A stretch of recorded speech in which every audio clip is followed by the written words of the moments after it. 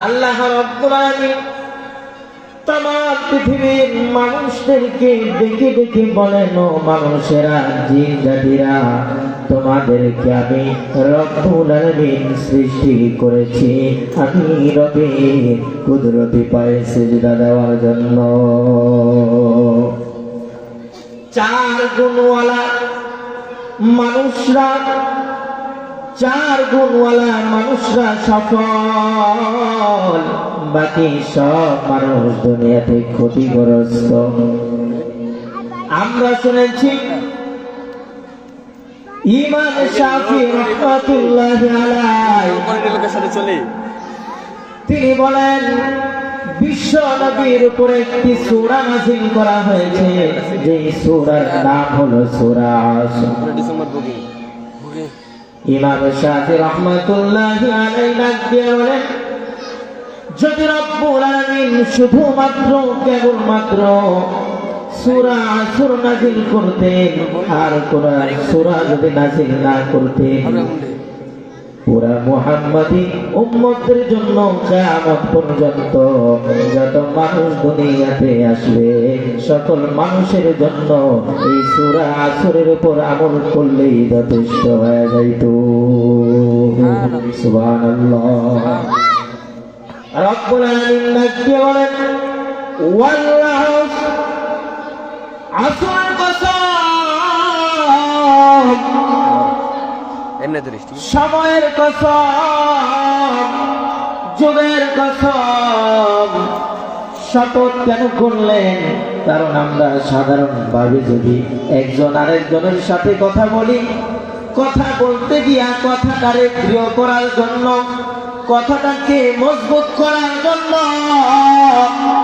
বলি আল্লাহর কসম, তার মানে ওই ভাইটা বুঝে নেই এই কথার ভিতরে ভুল হতে পারে না, কথাটা আসলেই সত্য বলেছে।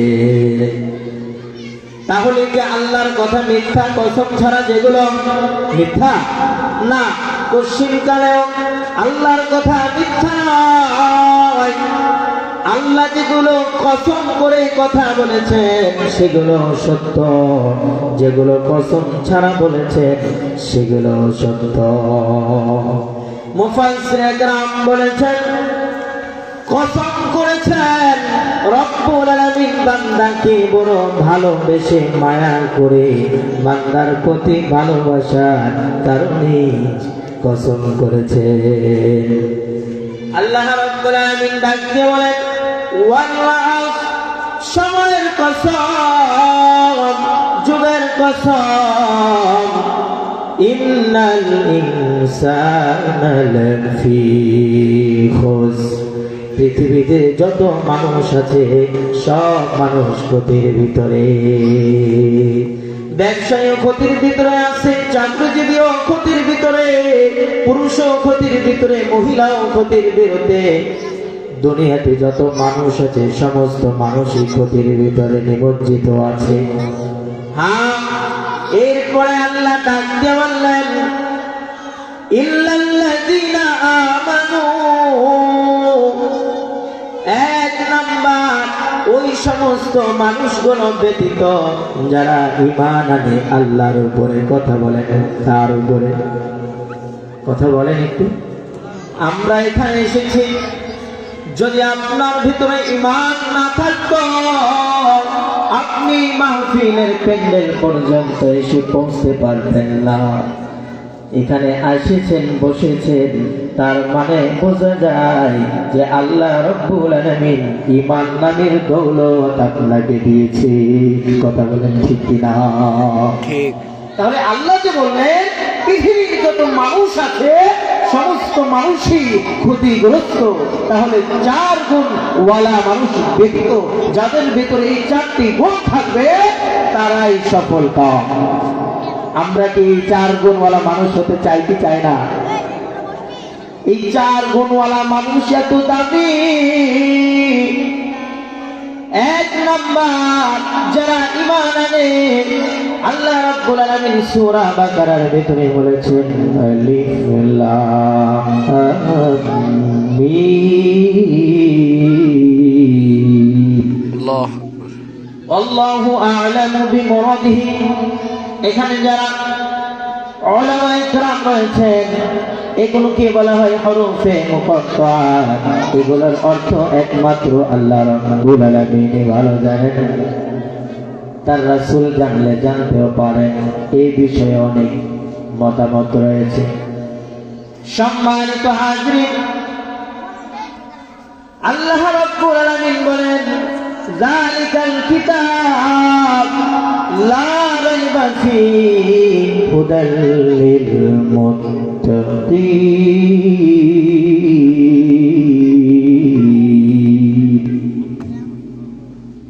এমন একটি কিতাব, পৃথিবীতে যত লেখক, গবেষক, দার্শনিক, যত পৃথিবীতে লেখক আছে, সকলেই বলে আমি কিতাব লিখলাম, আমি বইটা লিখলাম, আমি বইয়ের ভিতরে যদি কোনো ভুল হয়ে যায় আপনারা আমাকে জানাবেন, পরবর্তীতে থেকে সংস্করণ করে নিব। কথা বলেন ঠিক কিনা?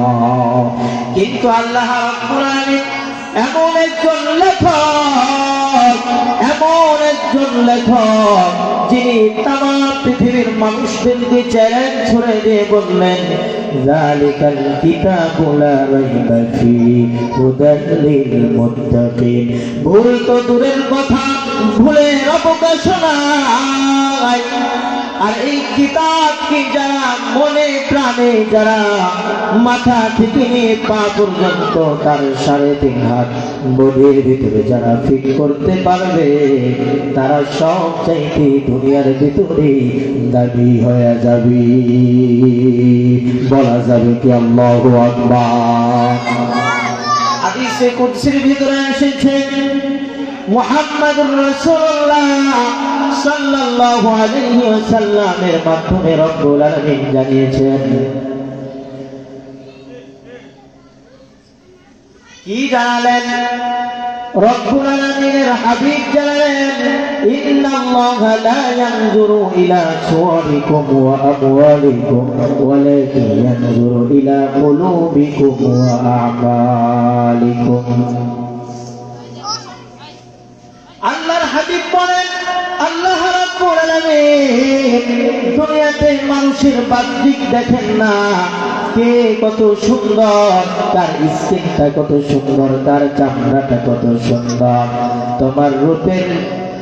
তোমার রূপের গড়া একদিন শেষ হয়ে যাবে, সৌন্দর্য মাটির সাথে মিশে একাকী হয়ে যাবে। কথা বলেন ঠিক কিনা? মুহাম্মাদুর রাসূলুল্লাহ বলেন, আল্লাহ কোন মানুষের সম্পদ দেখেন না, কার কত ক্ষমতা, কার সন্তানরা দামি দামি চাকরি করে, দামি দামি গাড়ি নিয়ে চলাফেরা করে, এগুলো আল্লাহ রাব্বুল আলামিন দেখেন না। তাহলে কি দেখেন? আল্লাহ রাব্বুল আলামিন দেখেন, ওয়ালাকিন ইয়ানজুরু ইলা কুলুবিকুম ওয়া আমালিকুম। আল্লাহ বান্দার অন্তরে দেখে। অন্তর যার যত বেশি ভালো হবে, সে আল্লাহর কাছে তত দামি এবং গ্রহণযোগ্য পাবে। কথা বলেন ঠিক কিনা? দুনিয়ার হায়াত 60-70 বছর, অন্যান্য নবীর উম্মতেরা দুনিয়াতে 100 বছর, 200 বছর, আরো কম বেশি হায়াত পেয়েছিল। তারা এত দামি হতে পারে নাই, মুহাম্মাদুর রাসূলুল্লাহর উম্মতরা যত দামি। কেন? এর পেছনেও তো কারণ আছে না নাই? আল্লাহ রাব্বুল আলামিন কোন নবীর উপরে কোরআন নাযিল করেন নাই। কোরআন একমাত্র যিনার উপরে নাযিল করেছেন, সেই নবী হলেন আমাদের সকলের প্রাণের নবী, মহব্বতের নবী, ভালোবাসার নবী, জনাবে মুহাম্মদুর রাসূলুল্লাহ। এই নবীর উপরে আল্লাহ রাব্বুল আলামিন কোরআন নাযিল করেছেন। লাইলাতুল কদরের রাতে কোরআনুল কারীমকে নাযিল করেছেন প্রথম আসমানে। প্রথম আসমান থেকে রব্বুল আলামিন মুহাম্মদুর রাসূলুল্লাহ নবুয়তে 23 বছরে পুরা 30 পারা কোরআনকে পর্যায়ক্রমে ক্রমে আল্লাহ রাব্বুল আলামিন এই নবীর উপরে নাজিল করেছে। আল্লাহ রাব্বুল আলামিন বলেন, অন্যান্য নবীর উম্মতেরা 100 বছর 200 বছর আমল করে যেটা সওয়াব অর্জন করতে পারে নাই, মুহাম্মদ রাসূলুল্লাহর উম্মত যদি, শেষ জামানার উম্মত যদি লাইলাতুল কদর পেয়ে যায়, কোরআন নাজিলের রাত যদি পেয়ে যায়, অন্যান্য নবীর উম্মতদের 100 বছর আমলের চাইতেও এক রাতের আমল রব্বুল আলামিন লক্ষ লক্ষ কোটি গুণে বাড়ায় দিবে। সম্মানিত হাজিরিন, আমি যেটা বলতে চাচ্ছিলাম, আল্লাহ বললেন 4 গুণওয়ালা মানুষ ব্যতীত অন্য যারা রয়েছে তারা সকলেই ক্ষতির ভিতরে নিমজ্জিত আছে। 1 নাম্বার, যারা ঈমান আনে, ইল্লাল্লাযীনা আমানু, যারা ঈমান আনে। আমরা কোনোদিন আল্লাহকে দেখি নাই, নবীকে দেখি নাই, ফেরেশতাদেরকে দেখি নাই, জান্নাত দেখি নাই, জাহান্নাম দেখি নাই, না দেখে আমরা মনে প্রাণে বিশ্বাস করি কি করি না? কাফের মুশরিকরা বলে আমরা পরকাল বলে বিশ্বাস করি না। আইদা মিতনা ওয়া কুননা তুরাবা ওয়া ইযামা লাহমা, আমরা মরে গেলে আমাদের মাটির সাথে রক্ত মাংস গোশতগুলো মিশে একাকার হয়ে যাবে, পুনরায় আবার আমাদেরকে কিভাবে পুনরুজ্জীবিত করা হবে? আল্লাহ রাব্বুল আলামিন ডাক দিয়া বলেন, ও দুনিয়ার মানুষেরা, বলো যে কোনো কোম্পানি যদি মোবাইল কোম্পানির প্রথমে যে মোবাইলটা বানায়, ওই মোবাইলটা যত সুন্দর হয়, দ্বিতীয়বার বানাইলে তার চাইতে খারাপ হয় নাকি আরো সুন্দর হয়? আগে যে মোবাইলগুলো ছিল, মোবাইল ফোন ছিল, ওই মোবাইলের থেকে এখন অল্প টাকায় প্রযুক্তি আপডেট হয়েছে কি হয় নাই? এআই চলে আসছে, কোনটা আসল আর কোনটা নকল এটা বোঝার কোনো কায়দা আছে? মানুষের ইজ্জত নিয়ে টানাটানি শুরু হয়ে গিয়েছে। সম্মানিত হাজিরিন, 1 নাম্বার, আমরা আল্লাহকে দেখি নাই। 2,24,000 মতান্তরে কম বেশি পয়গম্বরদেরকে আমরা দেখি নাই, কিন্তু নাক দেখে বিশ্বাস করেছি এই গুণওয়ালা মানুষেরা ব্যতীত। ওয়ামিলুস সালিহাত, যারা নেক আমল করবে, যাদের ভিতরে নেক আমলের ইচ্ছা থাকবে, নেক আমল করবে। আল্লাহ রাসূল সাল্লাল্লাহু আলাইহি ওয়াসাল্লাম বললেন, ইগতানিম খামসান ক্বাবলা খামসিন, শাবাবাকা ক্বাবলা হারামিকা, ওয়া সিহাতাকা ক্বাবলা সুকুমিকা, ওয়া গিনাআকা ক্বাবলা ফাকরিকা, ওয়া হায়াতাকা ক্বাবলা মাউতিকা।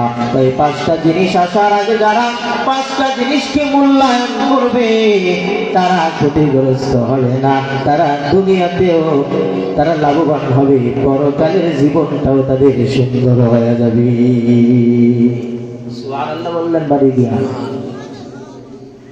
1 নাম্বার, আপনারা এখানে যারা বসেছেন, অনেকের বয়স 60-70 বছর হয়ে গিয়েছে, শীত শুরু হয়ে গিয়েছে, শীতের আভাস এখন শরীরের ভিতরে লাগা শুরু হয়েছে কি হয় নাই?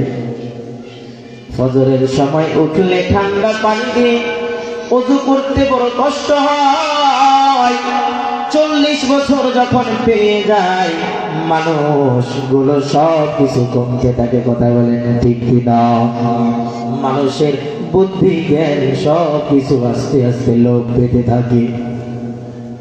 সম্মানিত হাজির, নবী বলেন, ইগতানিম খামসান ক্বাবলা খামসিন, এই 5টা বিষয়কে যারা মূল্যায়ন করবে, 5টা বিষয় আসার আগে 1 নাম্বার, শাবাবাকা ক্বাবলা হারামিকা, এই যৌবন ফুরায় যাওয়ার আগে, মুরব্বী হওয়ার আগে, বয়স্ক হওয়ার আগে, যৌবন বয়সে যারা ইবাদত করবে, এরা বড় দামি হয়ে যাবে। যুবক বয়সে আল্লাহর ইবাদত করেছে, ওযু গোসল সব কিছু সে সুন্দরভাবে করতে পেরেছে, কিন্তু বয়স হয়ে যাওয়ার কারণে ওযু অনেক সময় করে তো হাত ভিজে না, তো হাত ভিজলে আবার পায়ের গোড়ালি ভিজে না, অনেক সমস্যার সম্মুখীন হয় কি হয় না মুরব্বী বাবাজিরা।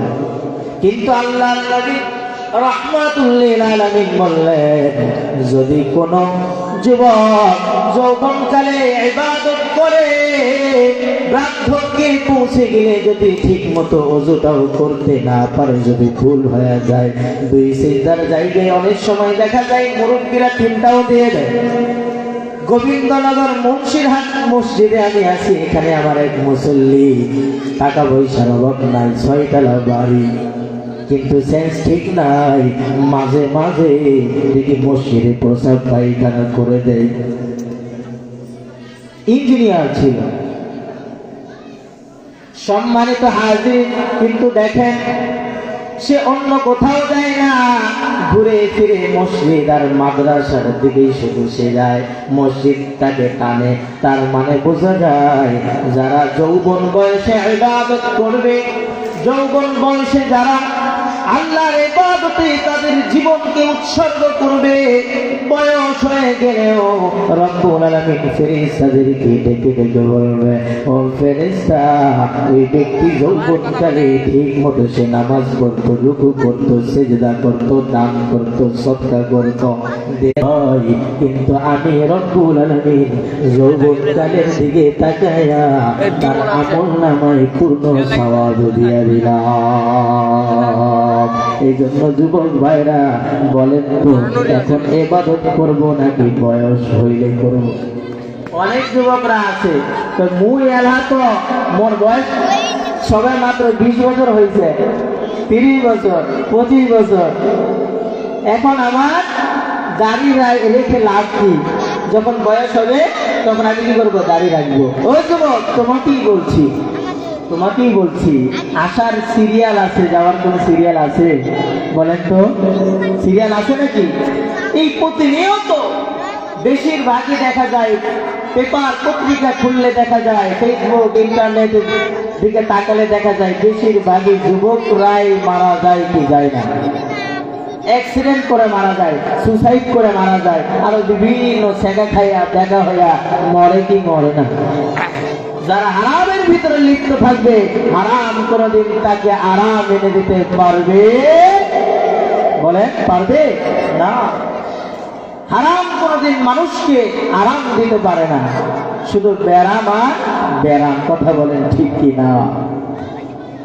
তো সম্মানিত হাজির, যে যুবকরা মনে করে আমি তো সবে মাত্র এখন একটা সন্তান হয়েছে, 2-3 বছর বয়স, এখন আমার কি ইবাদতের সময় হয়েছে নাকি? আমি তো যুবক মানুষ, আর কিছুদিন যাক, এরপরে নামাজ ধরবো, দাড়ি রাখবো, রোজা করবো, হজ করবো, যাকাত দিব।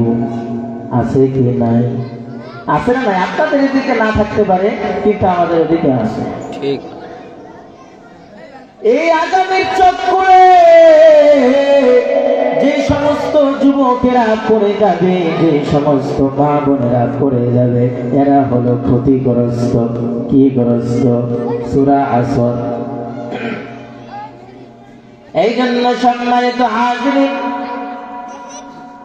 নবীজি বললেন, বয়স হওয়ার আগে যৌবনকালকে মূল্যায়ন করো। দেখবেন সমাজের দিকে তাকায়া মানুষ যখন সুস্থ থাকে তখন দেখবেন গানের জন্য ওই কোন শিল্পীরা নিয়ে আসবা, অমুক শিল্পী, কত টাকা? 500, যা বেটা 1000 টাকা দিব আমি, ঠিক না? কিন্তু দেখবেন দিনের বেলায় যদি বলা হয় যে মাদ্রাসা করতে গিয়া 100 টাকা দিতে হবে, দেখবেন মুখটারে কেমনে বাঁকা করে আছে না নয়? ও কপাল পুরা মুসলমান, যদি এমন ধ্যান ধারণা ভিতরে থাকে, মনটারে চেঞ্জ করে আখিরাতের ভয় অন্তরের ভিতরে ঢুকাবে। কারণ আল্লাহ সম্পদ দিয়েছেন, হায়াত দিয়েছেন, মওত দিয়েছেন আল্লাহ অল্প কিছু দিনের জন্য দিয়েছেন। সূরা মুলকের ভিতরে আল্লাহ বলেন লিয়াবলুয়াকুম আইয়ুকুম আহসানু আমালা। বান্দারে, তোমাকে আমি পরীক্ষা করার জন্য দুনিয়াতে পাঠালাম। অল্প কিছুদিন যদি দুনিয়ায় কষ্ট করতে পারো, ও পর্দার আড়ালের আম্মা জানেরা, দুনিয়ায় যদি অল্প কিছুদিন কষ্ট করতে পারি, আমার আল্লাহ আপনাদেরকে অনেক সম্মানের জায়গা রেখে দিয়েছে। আপনারা ওলিদের মা, আপনারা নবীদের মা, আপনারা আলিমদের মা, আপনারা হাফেজদের মা, আপনারা একটু বড় বড় ডিগ্রিধারী মানুষদের মা। কথা বলেন ঠিক কিনা? দেখেন সাহাবায়ে কেরাম দিনের জন্য নিজেদেরকে কতটা পিলে দিছে।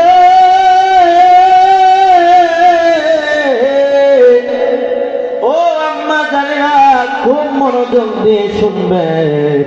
আল্লাহ রাসূল বলেন, যদি আমার আল্লাহর পরে কাউকে সিজদা করার অনুমতি থাকতো, আমি রহমতের নবী বলে দিতাম, ও আম্মা জানেরা, তোমরা তোমাদের স্বামীকে সিজদা করো।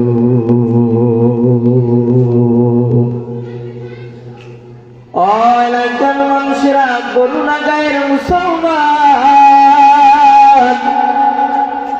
আল্লাহ রাব্বুল আলামিনের সাহাবী, আল্লাহ রাব্বুল আলামিনের পেয়ারা তোমার মুহাম্মদুর রাসূলুল্লাহর সাহাবী আবু তালহা রাদিয়াল্লাহু তাআলা আনহু ঘর থেকে বের হয়ে গেলেন। মরুভূমিতে কাজ করার জন্য বের হয়ে গেলেন। এখন আমরা যেমন বসবাস করি, আশেপাশে বাড়িঘর আছে, কিন্তু এমন একটা নির্জন এলাকা, মরুভূমি, শুধু শুধু বালু, তপ্ত বালু, বালু ছাড়া আর কিছু নাই। ওই ঘর থেকে বের হলো আবু তালহা রাদিয়াল্লাহু তাআলা আনহু। ঘর থেকে বের হয়ে গেলেন রিজিকের তালাশে, রিজিকের জন্য ঘর থেকে বের হয়ে গেলেন। অনেকেই আমরা বলি আল্লাহ খাওয়াইবো, আল্লাহ খাওয়াইবো, ঠিক আছে, কিন্তু আপনাকে আমাকে আবু হুরাইরার মতো ঈমান আনতে হবে। কার মতো? আবু হুরাইরা রাদিয়াল্লাহু তাআলা আনহু মাঝে মাঝে ক্ষুধার যন্ত্রণায় মসজিদে নববীতে মসজিদে নববীতে লুটায় পড়তেন। মানুষ মনে করত যে আবু হুরাইরার মনে হয় মির্গি ব্যারাম হয়েছে। মাঝে মাঝে দেখা যাইত মানুষগুলো জুতা স্যান্ডেল নাকের ভিতরে লাগাই দিত।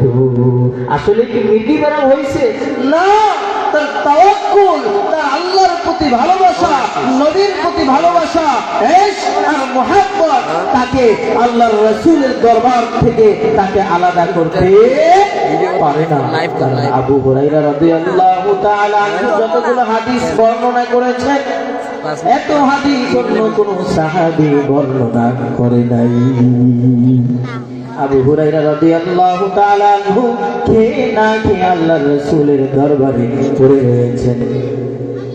আল্লাহ বলেন, ফাইদা কুদিয়াতিস সালাতু ফান্তাশিরু ফিল আরদি জামিআ। ওই তোমরা ফজরের নামাজের পরে রিজিকের জন্য বের হয়ে যাবা। 12 নম্বর পারাতে আল্লাহ রাব্বুল আলামিন ডাক দিয়ে বলেন, ওয়া মা মিন দাব্বাতিন ফিল আরদি ইল্লা আলাল্লাহি রিজকুহা। আল্লাহ ডাক দিয়ে বলেন, এই পৃথিবীতে যত বিচরণশীল প্রাণী আছে, সমস্ত বিচরণশীল প্রাণীর রিজিকের দায়িত্ব আমি আল্লাহ।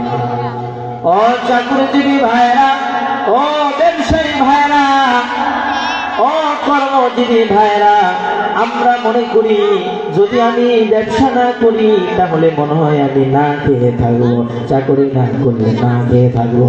বলেন তো আফ্রিকার জঙ্গলে এমনও হিংস্র প্রভু বড় বড় প্রাণী আছে, ওগুলো রেখে খাওয়ায়। ওরা কোন অফিস আদালতে চাকরি করে? সমুদ্রের ভিতরে এমন মাছ আছে যেই মাছ আমরা জীবনে দেখি নাই, এত বড় বড় মাছ। কে খাওয়ায়, কে তাদেরকে পালে? এই পাখিগুলো সকালবেলা আল্লাহর নামে তাওয়াক্কুল করে ঘর থেকে বের হয়ে যায়, সন্ধ্যাবেলা তারা ঘোড়া পেতে তাদের গৃহের ভিতরে প্রবেশ করে। সুবহানাল্লাহ। একটা মিসাল দিলে আপনারা বুঝবেন। আমি ব্রাহ্মণবাড়িয়ার কথা বলছি। ব্রাহ্মণবাড়িয়ায় হুজুরদেরকে মা বোনেরা, ওদিকে দেখবেন বেশিরভাগই পুরুষরা আপনার বিদেশে থাকে। কোথায়? বিদেশে থাকে। এক মুরব্বী মহিলা ইমাম সাহেবদেরকে আপনারা দাওয়াত দেন না? ইমাম সাহেবকে দাওয়াত দিয়েছেন।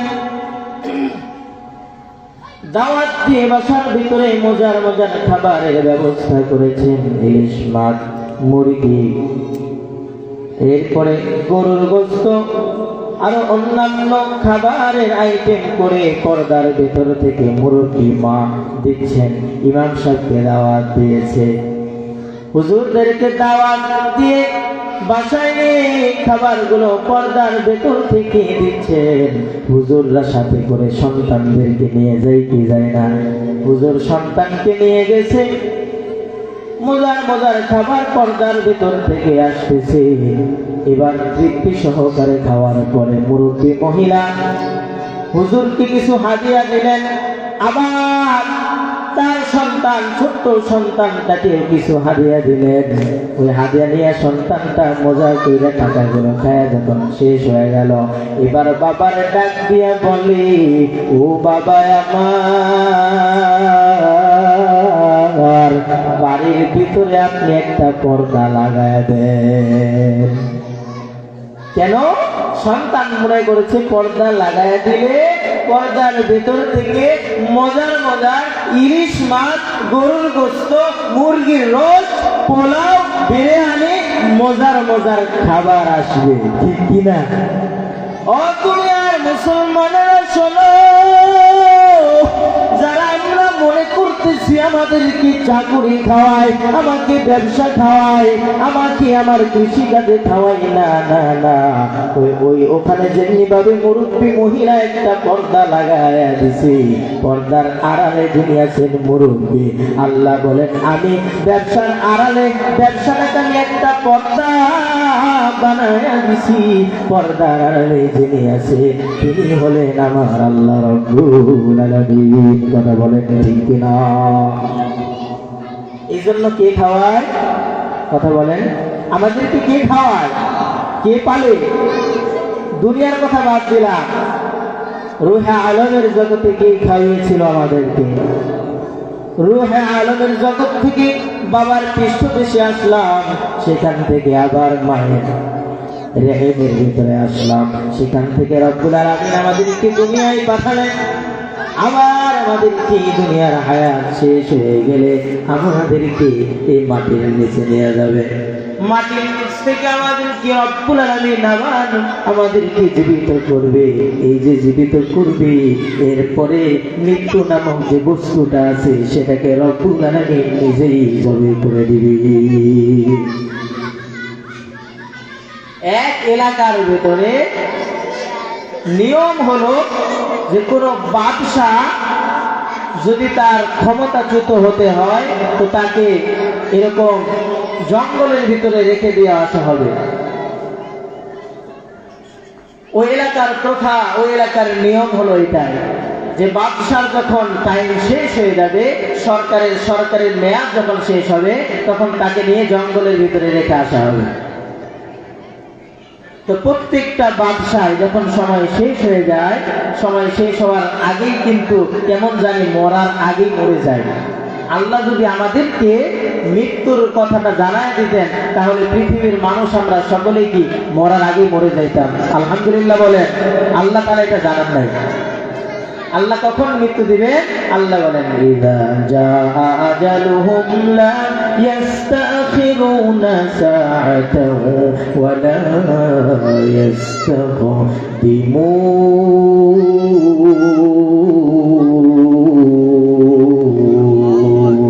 আল্লাহু আকবার। নির্দিষ্ট সময় যখন চলে আসবে তখন মৃত্যু হবে, আগে নয় পরেও নয়। কিন্তু মৃত্যুটা অনেক সময় অ্যাক্সিডেন্ট করে মারা যায়, বিভিন্ন কারণে মারা যায়। মানুষ বলে এটা করলে মনে হয় মরতো না, আসলে না না না, ওইভাবেই তার মৃত্যুটা রব্বুল আলামিন লিখে রেখেছে। সম্মানিত হাজিরিন, তো এলাকার ভিতরে নিয়ম হলো বাদশার যখন সময় শেষ হয়ে যাবে, সময় শেষ হওয়ার আগে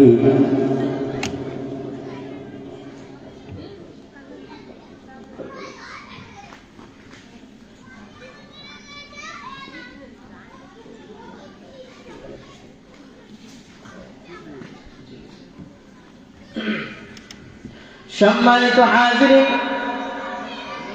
রব্বুল আলামিন দুনিয়াতে আমাদেরকে পাঠালেন, ইমানের দৌলত দিয়েছেন। আলহামদুলিল্লাহ। ইমানের পথে অবিচল থেকে আমার মরণ যেন হয়। বলেন না, ইমানের পথে অবিচল থেকে আমার মরণ যেন হয়। তোমারই কাছে মিনতি আমার,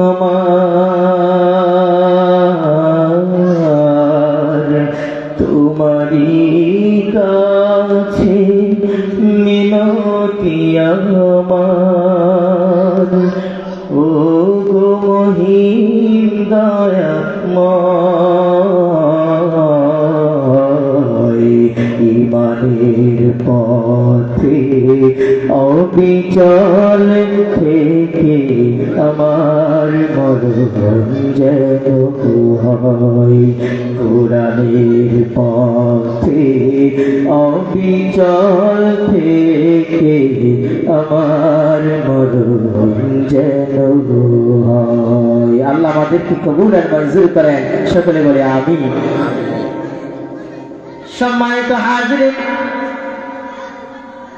আসলে আমাদের শরীর ভরা ক্ষত, মলম দিব কত বিষয়, কিন্তু অনেকগুলো আসতেছে। সব বিষয় আমি সময়ের ভিতরে শেষ করতে পারবো না, এই জন্য অগোছানো কথা বলতেছি, আপনারা মাইন্ড করবেন না। আমি কিন্তু গোছানো কোনো কথাই বলতেছি না, এক বিষয়ের উপরে আমি আলোচনা করতেছি না।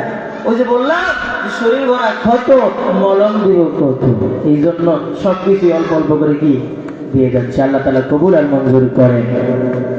সম্মানিত হাজিরিন, তাহলে এই যে আমরা বসেছি, যেটাকে কেন্দ্র করে এটার আয়োজন, বলেন তো এই আয়োজন যারা করেছেন তিনারা কি সাধারণ মানুষ নাকি অসাধারণ মানুষ?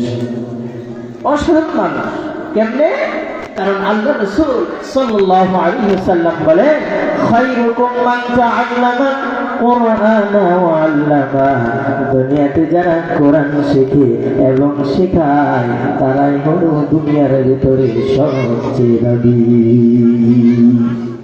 বলা হয় নাই যে কোনো এমপি, কোনো মন্ত্রী, কোনো জজ, কোনো ব্যারিস্টার সবচেয়ে দামি, কোনো ইঞ্জিনিয়ার। কিন্তু হ্যাঁ, কোন জজের ভিতরে, কোন ইঞ্জিনিয়ারের ভিতরে, কোন এমপির ভিতরে, মন্ত্রীর ভিতরে, দুনিয়ার জাগতিক শিক্ষায় শিক্ষিত, এই বাংলাদেশের সর্বোচ্চ শিক্ষা FRCS শিক্ষায় যদি শিক্ষিত হয় আর যদি আল্লাহর কোরআন না থাকে, সে কোনোদিন আল্লাহর সামনে দামি মানুষ হিসেবে দাঁড়াতে পারবে না। তাহলে দামি মানুষ হওয়ার জন্য আমাদেরকে কি করতে হবে?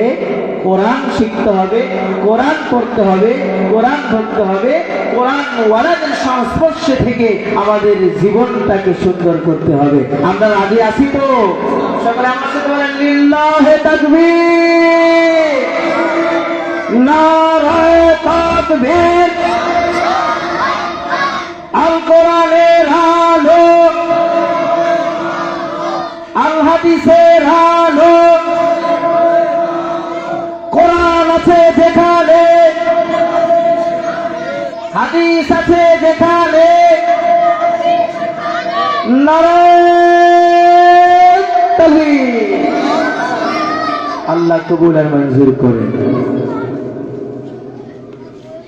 আজকে যে বিষয়টাকে কেন্দ্র করে এই মাহফিলের আয়োজন করা হয়েছে, যদিও আমরা অল্প কিছু মানুষ, কিন্তু এই মজলিসকে নিয়ে রব্বুল আলামিন আরশে আজিমে ফেরেশতাদের সাথে মিটিং করতেছে আর বলতেছে অমুক ব্যক্তি আমাকে মহব্বত করে, আমার কোরআনকে মহব্বত করে, আমার বন্ধু মুহাম্মদুর রাসূলুল্লাহকে মহব্বত করে।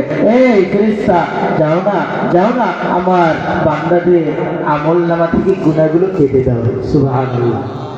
তাহলে আমরা দামি নাকি কম দামি? আমরা দামি মানুষ। আমরা দামি কি শুধু এই অল্প সময়ের জন্য থাকবো, নাকি আমরা মৃত্যুর আগ পর্যন্ত দামি হয়ে থাকবো? আল্লাহ আমাদেরকে দামি মানুষ হিসেবে কবুল আর মঞ্জুর করেন। এখানে মাদ্রাসাটা হচ্ছে, এই মাদ্রাসা যতদিন থাকবে, এই কোরআনের আওয়াজ যতদিন চলবে, মাদ্রাসা যে এলাকার ভেতরে হয় ওই এলাকার ভেতরে দেখবেন বড় বড় আযাব গজব থেকে আল্লাহ রাব্বুল আলামিন এই মাদ্রাসার কোরআন তেলাওয়াতের উসিলায় আযাবগুলোকে দূরে সরায় দেয়। আলহামদুলিল্লাহ বাসায় গিয়ে বলিয়ে, মাদ্রাসা যেখানে হয় সেই জায়গাটা বড় দামি হয়ে যায়। মান তাশাব্বাহা বিকওমিন ফাহুয়া মিন, কই যেই যাকে ভালোবাসবে সেই তার সাথে আসর নাসর হবে। আজকে যুবকদের ভালোবাসার নায়কের সাথে নায়িকার সাথে চুলের ডিজাইনটা দেয় নায়ক নায়িকার দুইটা কথা বলেন, ঠিক কি না? ও যুবক, আরে আল্লাহ তো তোমাদের জন্য জান্নাতের ব্যবস্থা করে রেখেছেন। ওখানে তুমি কোন মডেলে, কোন ডিজাইনে, তুমি কোন নারী নিয়ে ঘুরতে চাও, তোমার জন্য তো দুনিয়াতে যেটা সম্ভব নয় পরকালে সেটা সম্ভব। দেখবেন আল্লাহ তাআলা বলেন মাসনা ওয়া সুলাসা ওয়া রুবা। মহিলারা, মা বোনেরা, আপনারা মাইন্ড করবেন না, আল্লাহ 2 দিয়ে শুরু করছে। 2টা বিয়ে করতে পারবা, 3টা পারবা, 4টা করতে পারবা। কিন্তু কথা হলো এই 2টা 3টা 4টা করার পিছনে ইনসাফ থাকতে হবে। কি থাকতে হবে? 1 নাম্বার ইনসাফ, 2 নাম্বার অর্থায়ন, 3 নাম্বার হলো শারীরিক ক্ষমতা। এই 3 গুণ যদি থাকে তাহলে আপনি করেন আলহামদুলিল্লাহ। কিন্তু আশরাফ আলী থানভী রাহমাতুল্লাহ আলাইহি বলেন যে এই জামানার ভিতরে একটাই বেশ, এর চাইতে বেশি কইরো না। কারণ নারীরা দেখবেন সব সহ্য করতে পারে, কিন্তু তার জায়গায় আর কাউকে স্থান দিতে পারে না। লাগলে 3 বেলার জায়গায় নারীরা 2 বেলা খেয়ে থাকবে, কিন্তু সতীনের সংসার করবে না। ঠিক না? সম্মানিত হাজির, এই জন্য এলাকার ভিতরে মাদ্রাসা হচ্ছে, কিন্ডারগার্টেন হচ্ছে। আমরা তো আগে বলতাম যে হুজুররা কিছু জানে না, মাদ্রাসার ছাত্ররা কিছু জানে না। কিন্তু দেখেন মুহাম্মদুর রাসূলুল্লাহ বলেছেন যারা কোরআন শেখে এবং শেখায় তারাই হলো দুনিয়ার ভিতরে সবচাইতে দামি মানুষ। বলেন 10, 11, 12, 13, 14, 15, 10, 11, 12, 13, 14, 15 সবে ছাড়িয়া আল্লাহর কোরআন ধরো ভাই ধরো। বলেন সবে ছাড়িয়া আল্লাহর কোরআন ধরো ভাই ধরো। সন্তান যাদের আছে, বলেন সন্তান যাদের আছে মাদ্রাসাতে ভর্তি করো। বলেন সন্তান যাদের আছে প্রাথমিক জ্ঞান কোরআনের জ্ঞানে শিক্ষিত করো। 10, 11, 12, 10, 11, 12, 13, 14, 15 সবে ছাড়িয়া আল্লাহর কোরআন ধরো ভাই ধরো। আরে কোরআন শান্তি, কোরআন মুক্তি, আরে কোরআন শান্তি কোরআন, মুক্তি কোরআন আসল ঠিকানা। মরার পরে বন্ধু তোমায় কোরআন ছাড়া কেউ তো চিনবে না। আল হুজ্জাতু আল কোরআন হুজ্জাতুল লাকা ওয়া আলাইকা। দেখবেন মানুষ দাদার কালের জমিনের দলিলটা ঠিক রাখছে, কিন্তু বাড়ির ভিতরে অবহেলিত কোরআনটা পড়ে আছে। কথা বলেন ঠিক কিনা? ও দুনিয়ার মানুষেরা, বলুন মুসলমানেরা, যুবক ভাইরা, আম্মা জানেরা, কোরআনকে যত আপনি মহব্বত করবে, কোরআনকে যত আপনি দামি স্থানে রাখবে, এই কোরআন আপনাকে সম্মানিত করবে। আপনি আপনার সন্তানকে কোরআন চিনা দিবেন, আল্লাহ আপনার সন্তানকে সারা বিশ্ব চিনা দিবে। কথা বলেন ঠিক কিনা? আপনি আপনার সন্তানকে কোরআনের সাথে সম্পর্ক স্থাপন করে দেবেন, আল্লাহ আপনার সন্তানকে গোটা দুনিয়ার সাথে স্থাপন করে দিবে। আমরা মাদ্রাসায় পড়ে ঠকি নাই, মাদ্রাসায় পড়ে আমরা ঠকি নাই।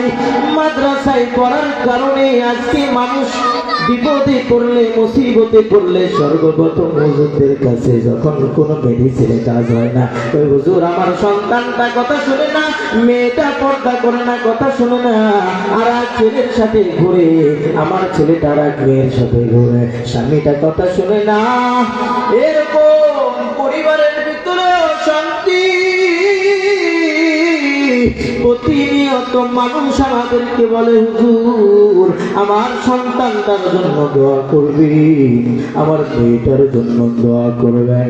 ও আম্মা জানেরা, ও যুবক ভাইরা, ও পর্দাওয়ালার মাগো,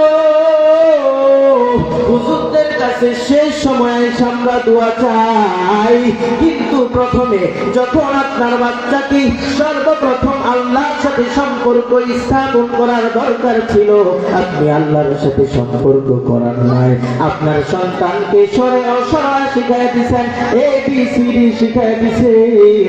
কিন্তু আল্লাহ বললেন আর রহমান আল্লামাল কুরআন খালাকাল ইনসান আল্লামাহুল বায়ান। আল্লাহ ডাক দিয়া বলেন, আমি আল্লাহ রহমান আল্লামাল কুরআন, আমি কোরআন শিক্ষা দিয়েছি। খলাকাল ইনসান, মানুষ সৃষ্টি করেছি। আল্লাহ মানুষ সৃষ্টির কথা পরে বললেন, কোরআন শিক্ষার কথা আগে কেন বললেন? এর পেছনে একটাই কারণ,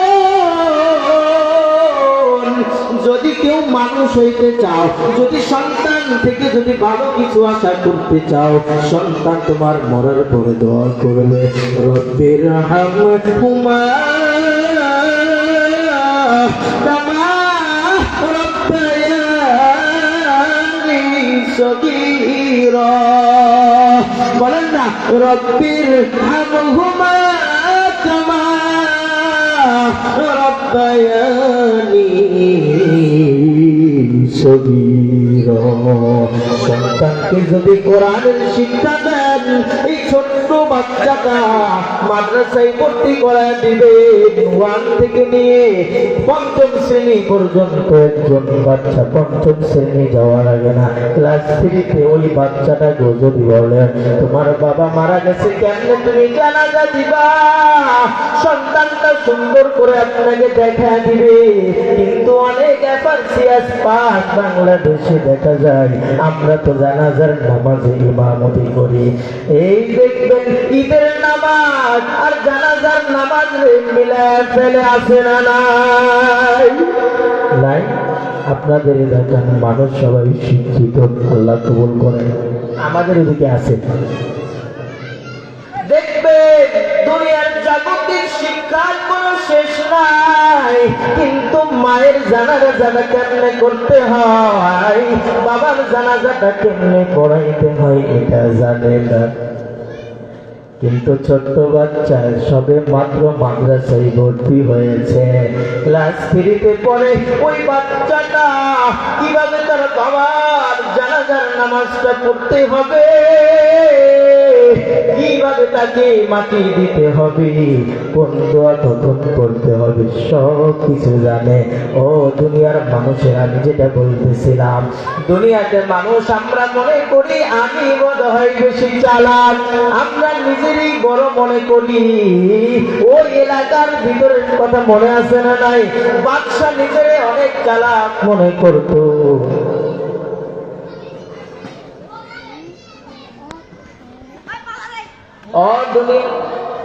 দুনিয়ার মানুষেরা, ওই এলাকার ভিতরে একটা সিস্টেম ছিল, যদি কোনো বাদশাহ এলাকা থেকে ক্ষমতাচ্যুত হয়, সময় শেষ হয়ে গেলে তাকে বনবাসে না হয়, জঙ্গলের ভিতরে তাকে রেখে আসা হয়। কিন্তু ওই জামানার ভিতরে বাদশা দেখি মুস্কি মুস্কি হাসি, পান খায় আর হাসি। সবাই কই কি ভাই বাদশাহ সাহেব, অন্যান্য বাদশারা ক্ষমতা শেষ হওয়ার আগে কেমন জানি মরার আগে মইরা যাইতো, আপনি দেখি হাসেন কারণটা কি? ওরে বলো, তোমরা তো দুনিয়ার মানুষ সবাই বলো, কারণ আমি যেই জঙ্গলের ভিতরে থাকবো, এই যে দেখতেছো আমার প্রাসাদের ভিতরে কর্মচারী, আমার এলাকার ভিতরে দেখতেছ লোক, আমার বিল্ডিংটা দেখতেছ, এর চাইতেও কয়েক গুণ টাকা খরচ করে ওই জঙ্গলার ভিতরে আমি আমার থাকার ব্যবস্থা করে রেখেছি। সুবহানাল্লাহ বলবেন না? আমরা দুনিয়ার মানুষ মনে করি আমি 6 তলা বিল্ডিং বানাইছি, 5 তলা বিল্ডিং বানাইছি, মনে হয় আরাম আয়েশ করবো, অনেক দিন থাকবো, অনেক দিন বাঁচবো। কিন্তু দুনিয়ার মানুষ দেখবেন মাথার ঘাম পায়ে ফেলে কষ্ট করে করে নিজে না খেয়ে সন্তান তারে শিক্ষিত করার জন্য বাবা ঈদের সময় নিজে দামি পোশাক পরে না, ওই যে পুরানো পোশাকটাকে স্ত্রীকে বলে সুন্দর করে ধুয়ে দাও, লন্ডি করে নিয়ে আসে, ওইটাই পরে। কিন্তু সন্তানকে আজকে দুনিয়ার ভিতরে এফআরসিএস পাস করার জন্য পাগল, দুনিয়ায় ডাক্তার ডক্টর ইঞ্জিনিয়ার বানার জন্য পাগল হয়ে যায়। দুনিয়াতে সে মনে করে সে আরাম আয়েশ করবে, কিন্তু যখন সন্তান চাকরি পায়, চাকরি পাওয়ার পরে দেখবেন এই সন্তান আর বাবারে চিনে না, মারে চিনে না, সুন্দরী একটা রূপবতী চামড়াওয়ালা মহিলার বিয়া কইরা এবার টাউনের ভিতরে ফ্ল্যাট ভাড়া দিয়া থাকে। ওই যে গ্রামের ভিতরে মা বাবা তো কষ্ট কইরা সন্তানরে সুশিক্ষিত বানাইলো, জমি বিক্রি কইরা সন্তানরে বানাইছে, আজকে সন্তান বাবার পরিচয় দিতেও লজ্জাবোধ মনে করে। ওই আমার একটা স্ট্যাটাস আছে না নাই, আমি যেই লেভেলে আমি যেইভাবে চলাফেরা করি আমার স্ট্যাটাসের সাথে তো আমার বাবার স্ট্যাটাস মেলে না। দেখবেন বাবার পরিচয় দিতেও লজ্জাবোধ মনে করে। কিন্তু দুনিয়ার মানুষ যারা কোরআনের শিক্ষায় শিক্ষিত হয়, যদিও কোনো সময় শয়তানের ওয়াসওয়াসায় পড়েও ভুল করে ফেলে, কিন্তু কোরআন তাকে এমন একটা ধাক্কা দেয়, ধাক্কা দিয়া আবার রবের সঠিক পথে নিয়ে আসি। বাবারে ভুলে না, মানে ভুলে না, সন্তান হাজারো কষ্টে থাকলেও মা বাবার জন্য চেষ্টা করে। এরা কারা? ওই যারা কোরআন শিক্ষা করে এবং শেখায়। ও এলাকার ও করুণা গায়ের মুসলমানেরা, সন্তানদেরকে স্কুলে পড়ান, কোনো সমস্যা নাই, আমি বিরোধিতা করি না, কিন্তু আপনাদের কাছে আমার আবদার প্রাথমিক শিক্ষাটা কোরআনের শিক্ষা দিয়া এরপরে স্কুলে ভর্তি করান। আপনার সন্তান কোনোদিন মা বাবার সাথে খারাপ আচরণ করবে না, কোনোদিন আপনাকে বৃদ্ধাশ্রমে রেখে আসবে না,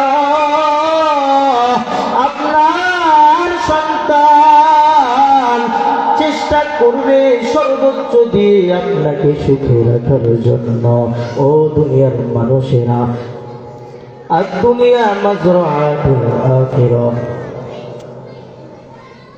দুনিয়ার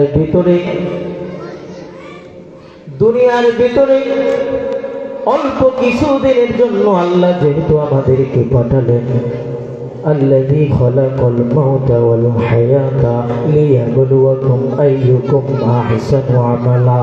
আল্লাহ বলে, বান্দাটি কি কত সুন্দর আমল করতে পারো, আমি হায়াত দিলাম, মউত দিলাম, লিয়াবলুয়াকুম আইয়ুকুম আহসানু আমালা, পরীক্ষা করার জন্য। পরীক্ষায় যদি অল্প কিছুদিন যদি তুমি কষ্ট করে উত্তীর্ণ হতে পারো, তোমার জন্য আমি আল্লাহ এমন জান্নাতের ব্যবস্থা করে রেখেছি। সবার পরে যে জান্নাতে আসবে 10 দুনিয়া সমান একটা জান্নাত আমার আল্লাহ দিবে। সম্মানিত হাজিরিন, পর্দার মা ও বোনেরা, এলাকার যুবকেরা, মই মুরব্বীরা, ওলামায়ে ইকরাম রয়েছেন এখানে, সকলকে আমি বলবো আপনাদের সন্তানদেরকে এই মাদ্রাসায় ভর্তি করায় দেবেন। এই মাদ্রাসায় প্রাথমিক শিক্ষা। আল্লাহ যে বললেন, আল্লামাল কোরআন খলাকাল ইনসান, এই বান্দা আমি প্রথমে কোরআনের শিক্ষা দিছি, এরপরে আমি মানুষ বানাইছি। যদি মানুষ হতে হয় মাদ্রাসার শিক্ষা ব্যতীত আর কোন শিক্ষার বিকল্প আছে নাকি? মাদ্রাসার শিক্ষায় শিক্ষিত হতে হবে। সম্মানিত হাজিরিন, সময় যেহেতু স্বল্প, আর করতে পারতেছি না আমি গল্প। সম্মানিত হাজিরিন, সম্মানিত মা ও বোনেরা, আপনাদের কাছে এটা আমার উদারত আহ্বান থাকবে, আপনারা আবু তালহা রাদিয়াল্লাহু তাআলা আনহুর দিকে তাকায় দেখেন। আবু তালহা রাদিয়াল্লাহু তাআলা ঘর থেকে বের হয়ে গেলেন রিজিকের জন্য। সন্ধ্যাবেলা এসে দেখে স্ত্রী সালাম দেয়, গামছা আগায় দেয়, স্বামীকে সুন্দরভাবে রিসিভ করে। স্বামী এবার স্বামীর সামনে খাবার বেড়ে দিলেন, স্বামী খাবার দাবার শেষ। স্বামী এবার স্ত্রীকে শারীরিক মেলামেশার জন্য আহ্বান করলেন, সেটাও সম্পূর্ণ হয়ে গেল। এবার আবু তালহা রাদিয়াল্লাহু তাআলা আনহুর স্ত্রী ডাক দিয়া বলে, ও প্রাণের স্বামী, যেই মালিক আমাদেরকে দুনিয়াতে পাঠিয়েছেন, ওই মালিক যদি তার পছন্দের বান্দার নিয়ে যায়, তাহলে কি আপনি বেজার হবেন নাকি আপনি খুশি হবেন? সে বলে, কুল ইন্না সলাতি ওয়া নুসুকি ওয়া মাহইয়ায়া ওয়া মামাতি লিল্লাহি রাব্বিল আলামিন। আবু তালহা রাদিয়াল্লাহু তাআলা আনহু বলে, আমার নামাজ, আমার কুরবানি, আমার জান, আমার মাল সব কিছু রব্বুল আলামিনের জন্য। যদি রব্বুল আলামিন তার পছন্দের জিনিস, তার আমানতকৃত জিনিস নিয়ে যায়, আমি আবু তালহা রাদিয়াল্লাহু তাআলা বেজার হব না, বরঞ্চ আমি খুশি হব। বলে, ও কানের স্বামী, আপনি যখন ঘর থেকে বের হয়ে গেলেন কাজের জন্য, কিছুক্ষণ পরে আপনার আদরের সন্তানটা দুনিয়া থেকে বিদায় নিয়েছে।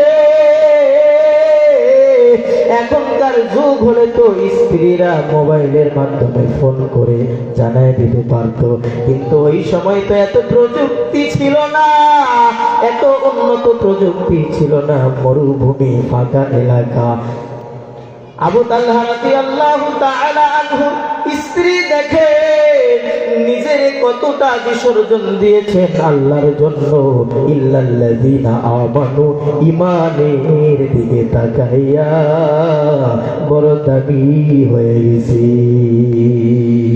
এবার আবু তালহা রাদিয়াল্লাহু তাআলা আনহু ডাক দিয়া বলে, যদি একজন মা তার সন্তান হারানোর ব্যথাকে বুকের ভিতরে চাপা দিয়ে রাখতে পারে, আমি কেন বাবা হয়ে সেটা দিতে পারবো না বিসর্জন? ও আম্মা জানেরা, দেখেন স্বামীর জন্য সাহাবায়ে কেরাম রাদিয়াল্লাহু তাআলা আনহুদের স্ত্রীরা কত পাগল পারা ছিল, কিন্তু আজকে আমরা স্ত্রীরা স্বামী যখন ডাকে স্বামীর ডাকে সাড়া দেই না। ও আম্মা জানেরা শোনে, স্বামী ডাকার পরে যদি আপনি সাড়া না দেন, এই পৃথিবীতে যত সৃষ্টিকুল আছে সমস্ত সৃষ্টিকুল আপনার উপরে লানত আর অভিশাপ দিতে থাকি। এই জন্য আম্মা জানেরা অল্প কিছুদিন কষ্ট করে আপনাদের জন্য জান্নাত অপেক্ষা করছে। জান্নাত আপনাদেরকে ডাকবে, সালামুন আলাইকুম তিবতুম ফাদখুলুহা খালিদিন। সালাম দিবে আপনাদেরকে, ওয়েলকাম, আসো আসো আসো। অল্প কিছুদিন স্বামী সংসার বিভিন্ন কষ্টকে আপনারা একটু বিসর্জন দেন। আর যারা স্বামীরা আছেন, আপনারা স্ত্রীদেরকে মহব্বত করবেন, ভালোবাসবেন, কারণ স্ত্রী হলো আপনার দেহের একটা অংশ। কারণ আমাদের মা বোনদেরকে সৃষ্টি করা হয়েছে জান্নাতের ভেতরে। কোথায় বলেন? কোথায়? আদম আলাইহিস সালাতু ওয়াস সালামের বাম পাদন থেকে আমাদের আম্মা জান হাওয়া আলাইহিস সালাতু ওয়াস সালামকে সৃষ্টি করেছেন। সুবহানাল্লাহ। এই জন্য মা বোনদেরকে বাম পাজরের হাড়কে সৃষ্টি করা হয়েছে। তারা একটু আঁকা বাঁকা, একটু তারা বাঁকা, কিন্তু পুরুষরা মানায় নেবেন। এই বাঁকার ভিতরে একটা তৃপ্তি, একটা মজা, একটা শান্তি আছে কি নাই? আছে না? আপনি দেখবেন বাঁকা হাতটিকে যতই সোজা করতে চান ওটা সোজা হবে না, কিন্তু মানায় নিতে হবে। আর আম্মা জানেরাও, আপনারাও স্বামীদেরকে মহব্বত করবেন। যখন যেটা বলবে স্বামীর কথা শুনবেন, স্বামীর সাথে পরামর্শ করবেন। স্বামীর অনুমতি ছাড়া নফল ইবাদত করতে পারবেন না, ফরজ বাদে। স্বামীর অনুমতি ছাড়া নফল ইবাদত, নফল রোজা, নফল নামাজ এগুলো করা। স্বামী যদি আপনাকে ডাকে, ওই সময় আপনি নফল নামাজ বা নফল রোজা আপনি করতে পারবেন না। স্বামীর অনুমতি নিয়ে আপনি সব কিছু করবেন। সম্মানিত হাজিরিন, সময় যেহেতু স্বল্প, আমি আর সামনে এগোচ্ছি না। আলহামদুলিল্লাহ, আজকে আমি আপনাদের সামনে এখানে এসেছি আমার অত্যন্ত মহাব্বতের বন্ধু মানুষ আমির হামজা ভাই, হাফেজ মোহাম্মদ আমির হামজা ভাইয়ের মাধ্যমে এসেছি। যদি আমাকে প্রয়োজন হয় বিভিন্ন জায়গায় ডাকে মাহফিলের জন্য, যদি আপনারা মাহফিলের জন্য কোথাও যোগাযোগ করেন, আমির হামজা ভাইয়ের সাথে যোগাযোগ করলে আমাকে পেয়ে যাবেন। আর আমি আছি গোবিন্দনগর মুন্সিরহাট মসজিদে ইমাম ও খতিব হিসেবে আছি। জগন্নাথপুর আদর্শ কলোনি, এখানে মাদ্রাসায় শিক্ষক আছি। তো আলহামদুলিল্লাহ, আপনারা আপনাদের সন্তানদেরকে মাদ্রাসায় দিবেন তো ইনশাআল্লাহ? আল্লাহ তাআলা কবুল আর মঞ্জুর করেন। হাতগুলো উঠায় আল্লাহকে দেখান, আয় আল্লাহ, আজকে আপনি এই মাহফিলকে পূর্ণ কামিয়াবি দান করেন। যতগুলো আপনার বান্দা এখানে এসেছে, কোরআনের মাহফিলে এসেছে, কোরআনের হাফিজদের সাথে, আলেমদের সাথে হাত উঠিয়েছে, আল্লাহ আপনি তাদের জীবনের তামাম গুনাহ খাতাগুলোকে মাফ করে দেন। তাদের সন্তানদেরকে এই মাদ্রাসায় একাডেমিতে ভর্তি করাবে, আল্লাহ আপনি সন্তানদেরকে এই দুনিয়া এবং আখিরাত আল্লাহ উভয় জাহানের কল্যাণ দান করেন। পিতা মাতাকে যেন সুপারিশ করে জান্নাতে নিয়ে যেতে পারে, সেই তৌফিক আল্লাহ আপনি দান করেন। সকলে বলি আমিন। হাত নামা। ওয়া আখিরু দাওয়ানা আলহামদুলিল্লাহি রাব্বিল আলামিন। আসসালামু আলাইকুম ওয়া রাহমাতুল্লাহি ওয়া বারাকাতুহু।